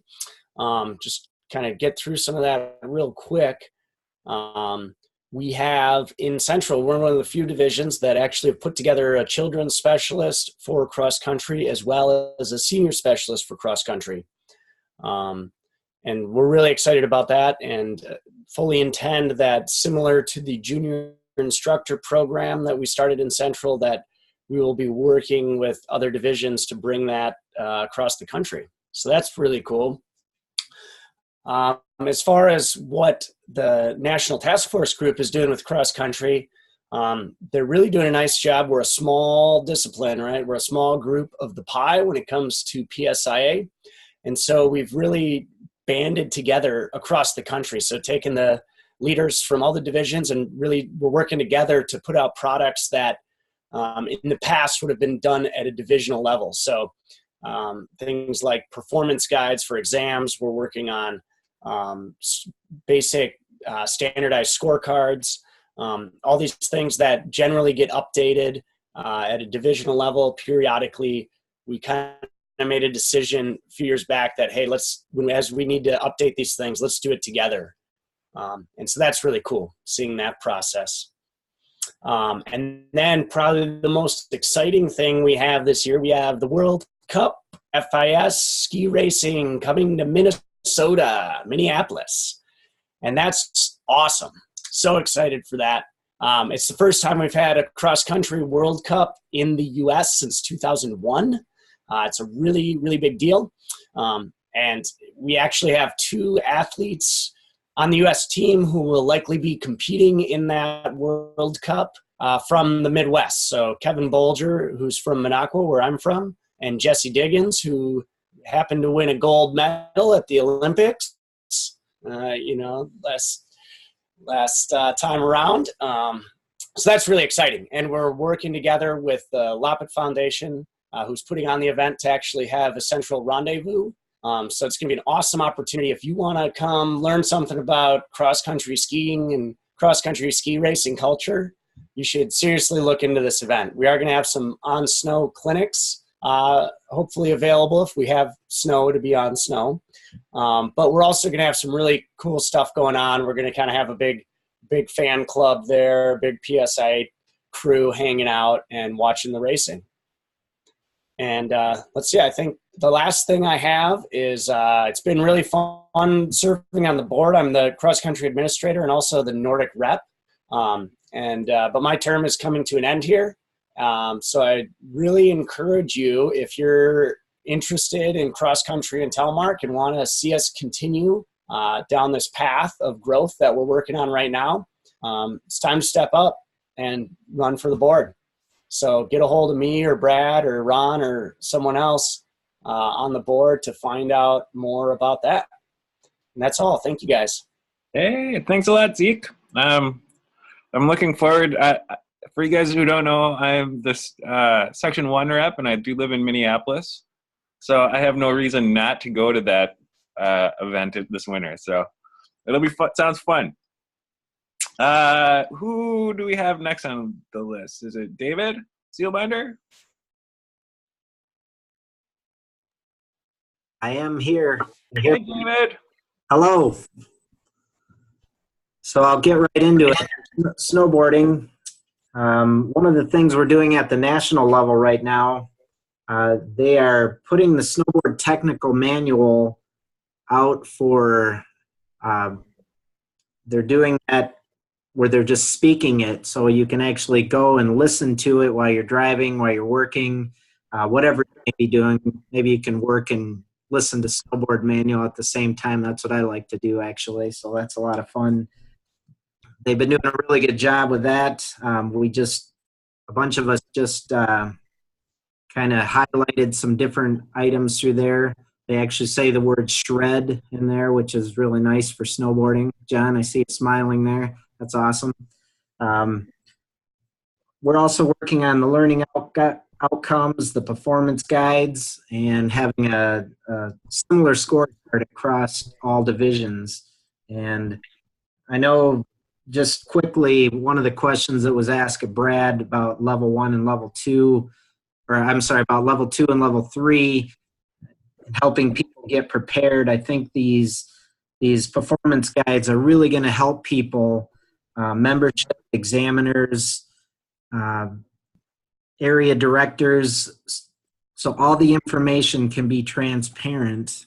And I think that is going to be the best thing going forward. I can see it happening already when people come to events, specifically snowboard and freestyle, that there aren't really a lot of questions in what they're going to be working on. And I've seen that change over the last few years, that the information out there is easily accessible. It's more consistent, it's understandable, and it's in an actionable form of feedback. And that right there alone, I think, is helping the divisions see each other better. And if someone comes from Central and takes a position out west or out east, it's no longer looked at that, oh, you're from Central, you're going to start off carrying trays in the cafeteria. You can actually go out and get a job and start teaching snowboarding.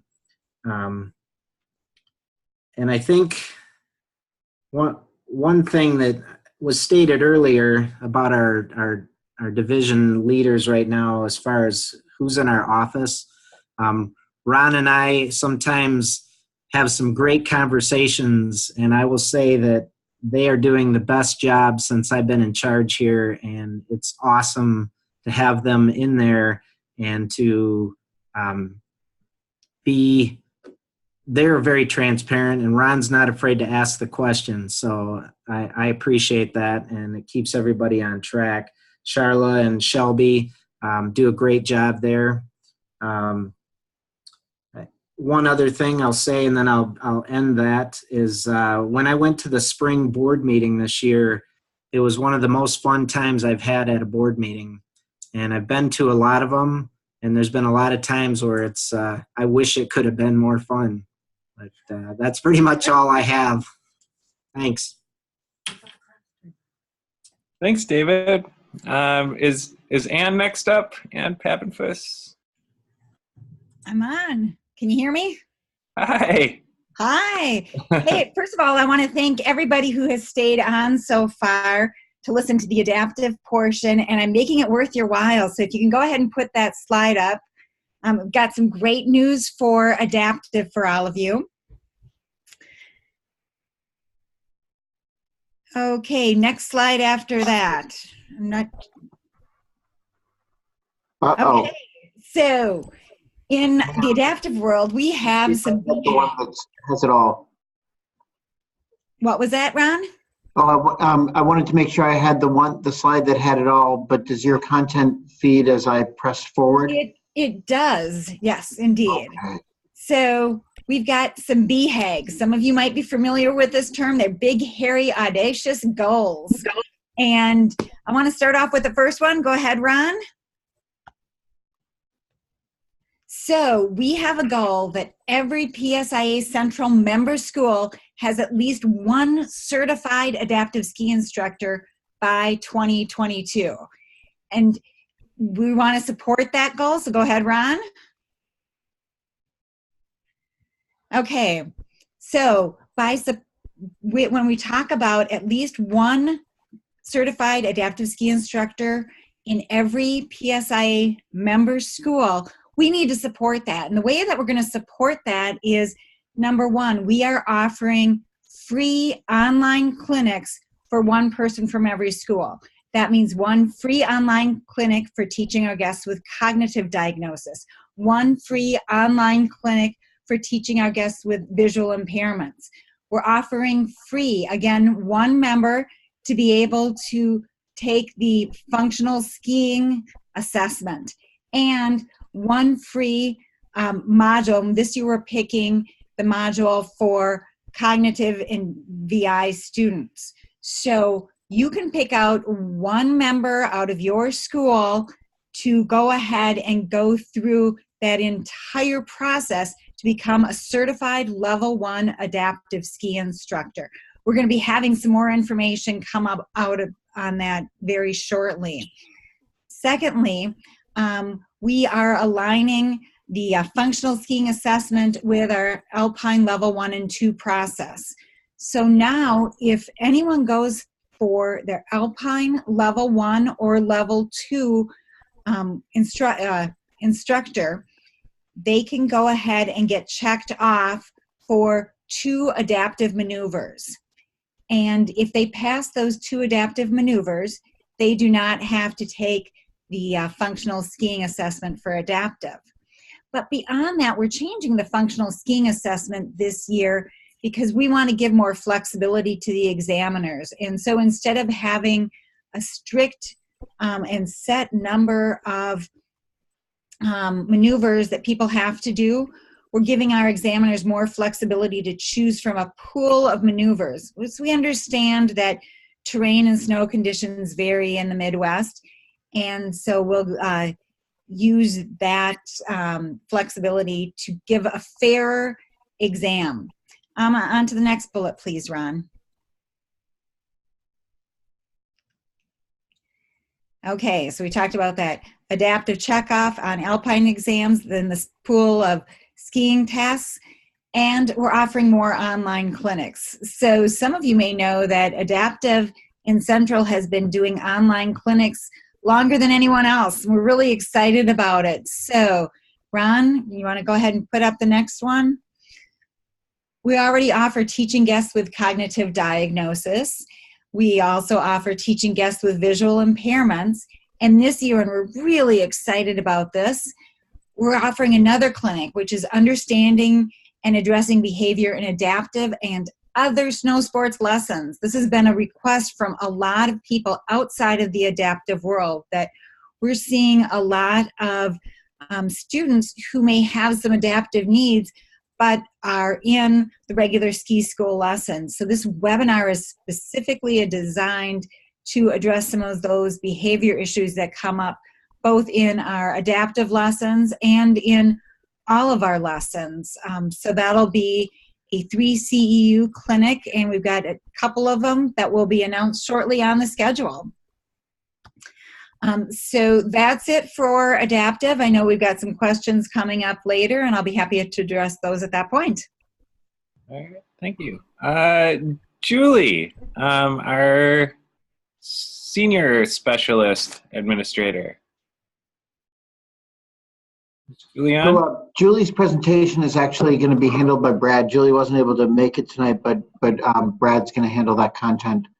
Okay. So let me share a screen again and show you what content Julie delivered for us.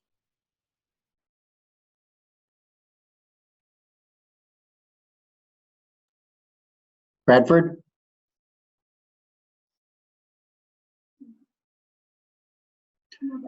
So in the event that Brad isn't still on, Brad is still on, but I see that he's muted.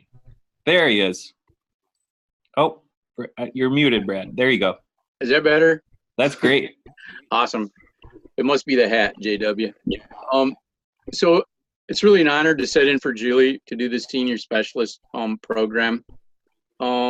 Just a little history, if I haven't explained it. Julie took a lot of her own time and spent a lot of her own money to go to Northwest and bring the senior specialist program that we're using from Northwest to Michigan.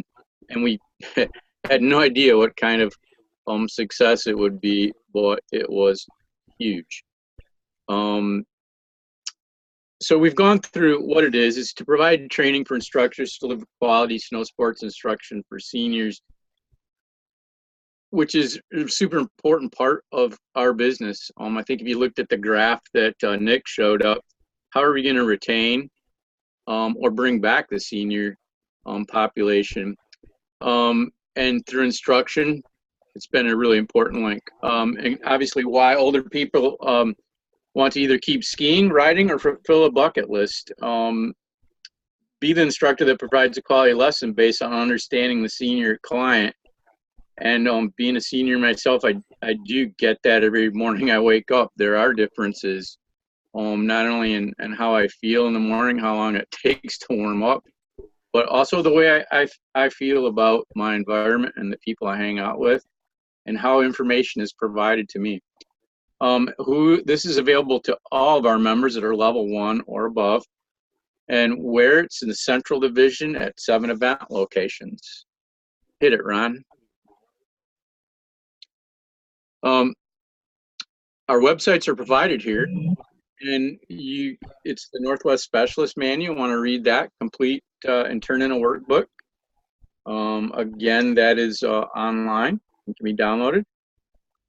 Register for a clinic as soon as the workbook is turned in, and then you attend a 2-day on-snow clinic with a focus on teaching and learning styles specific to seniors. Group participation is much like the Children's Specialist program, where you ski, ride, quiz, PowerPoint, and discussion. And observing the senior programs last year, they knocked it out of the park.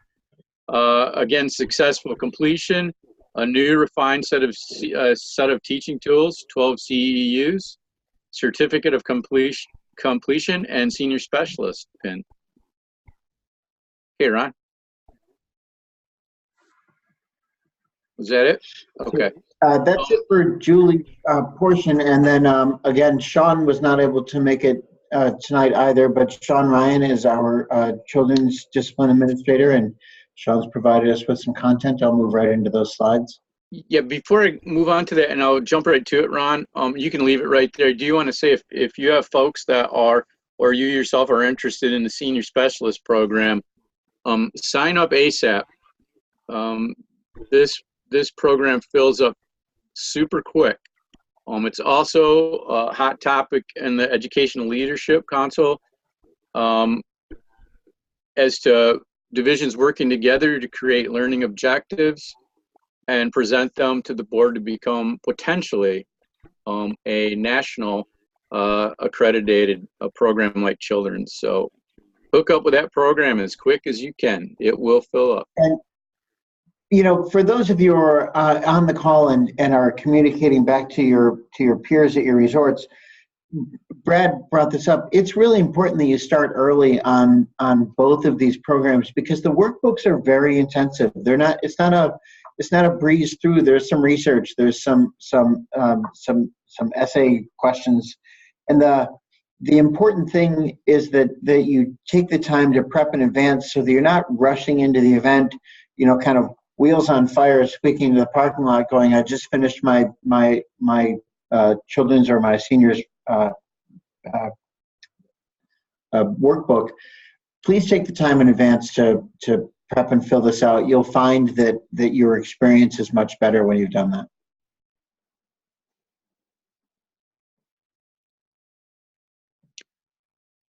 Perfect, Ron, thank you. Children's division programs utilize core teaching background and dive deeper into strategies for engaging children in their various stages of physical and mental development.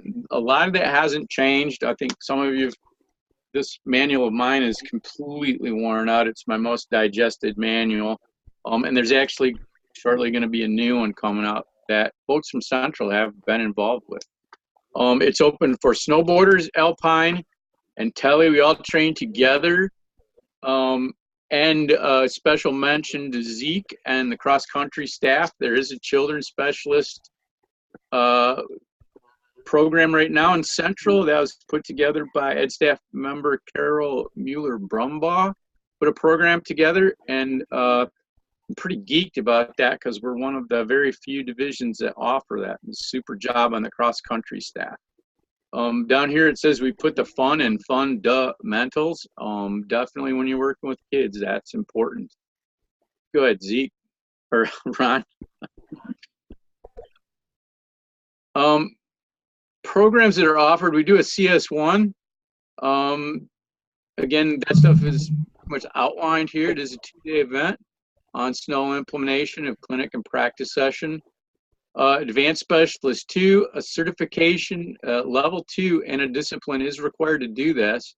The workbook, it needs to be completed in advance. And again, attend a 2-day on snow implementation clinic and practice session for CS2.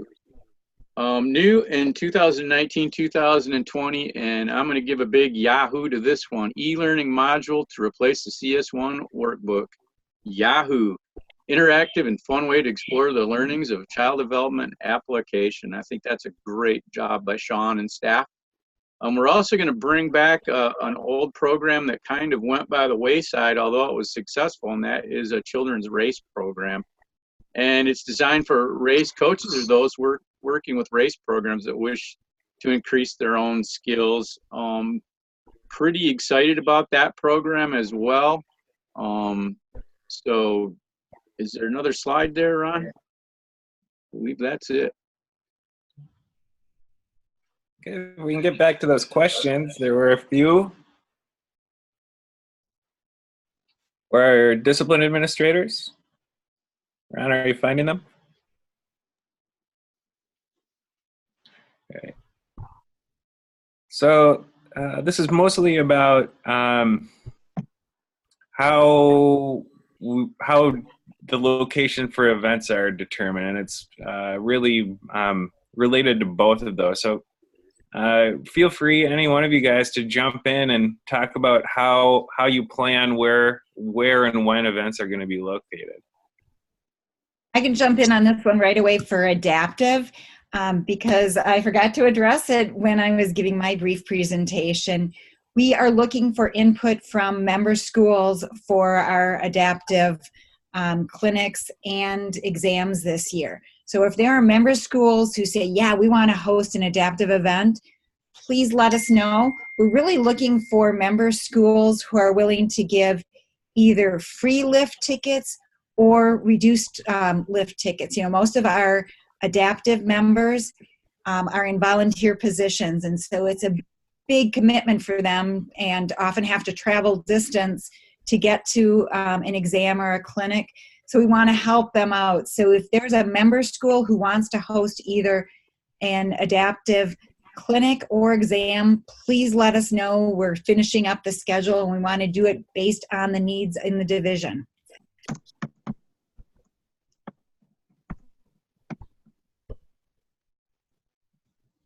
Does anyone else have thoughts to add?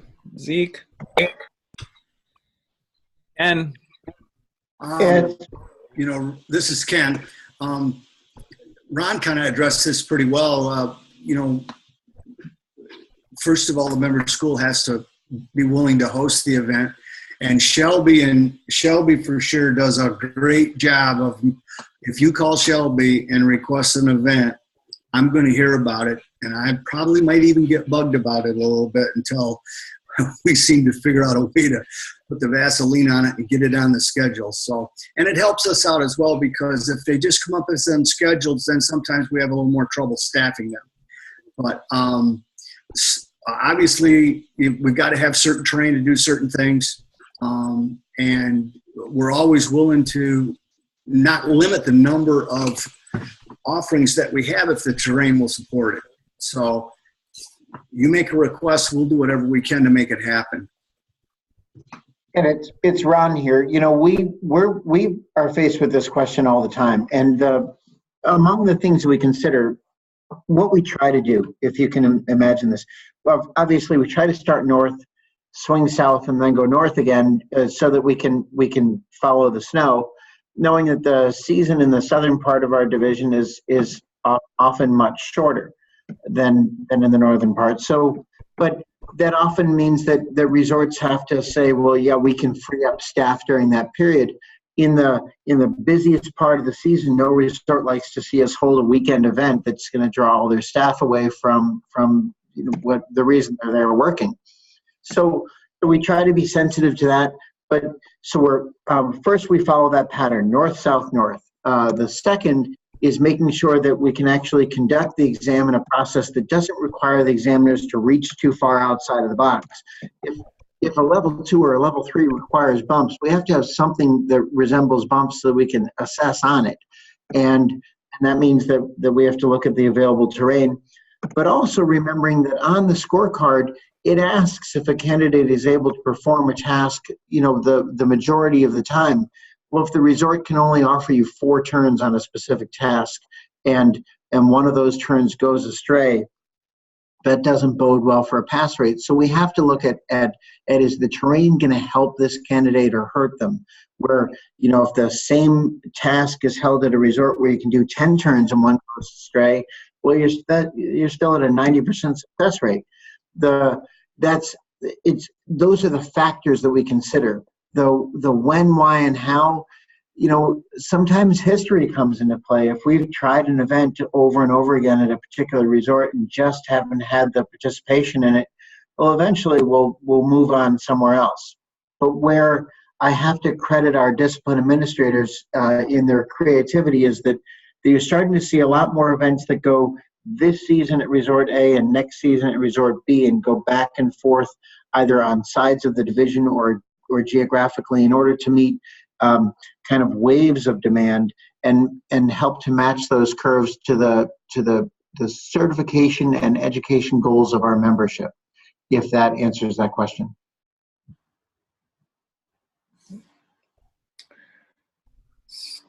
Does anyone else have anything to add? I think that mostly covers it. And that, I believe, brings us to the end of our presenters and the end of our evening.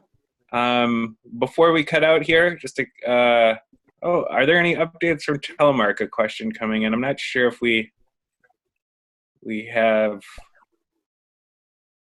John Fay. Is John on? John's not on tonight. The only things that we wanted to mention is that Telemark is going to an online workbook for their certification. So it's important that Telemarkers know that they're not being left out of the move to more digital content and means for assessment. We did have a question that we can address quickly, which is what are we doing from Hunter Steinkamp? What are we doing to help people take more management paths? And, we have Andrea Brown on the phone, and we're going to have an article coming up on what the organization is doing to help develop future leaders from boys and girls clubs. And you're going to be looking hopefully in the Central Line for an article from Andrea. I don't really think that we should continue too long on this call to address it right now. But strolling all the way back around, Telemark, John's not on. The big note is the e-learning module. And Hunter, thanks for this call, for this question. What are we doing? Those management series courses that we're offering and the program Straight to Snow to develop new future employees and leaders in snow sports. Look to an article coming out from Andrea Brown on that. Okay. All right. So thanks everyone for hanging out with us for almost 2 hours, and there's still 72 people on the phone, or on the webinar. So we hope you found this valuable. As directors, we're happy that so many people were able to join us tonight. We're looking forward to a great season. We're looking forward to any additional feedback that you might have about this webinar. You can reach out to the folks at the central office and let them know what your thoughts were. If you have any suggestions for possible webinars in the future where we can get more in depth with specific issues, that would be fantastic. We can get the right people in the room to answer questions. Another big thanks to the rest of the marketing committee, which is Andrea Brown and Rick Carr, who are still on the phone. That's all we have. Appreciate everyone's time, and we'll be seeing you on the snow in a couple of months. John, thank you for putting this together. Thank you everyone for attending. There are a couple other questions that we didn't get to that were actually great questions, just a question of fitting it on time. And if, honestly, if you guys are okay with it, we'll be posting those on Facebook by tomorrow afternoon. So again, thank you so much for 2 hours of attendance and participation. This has been awesome.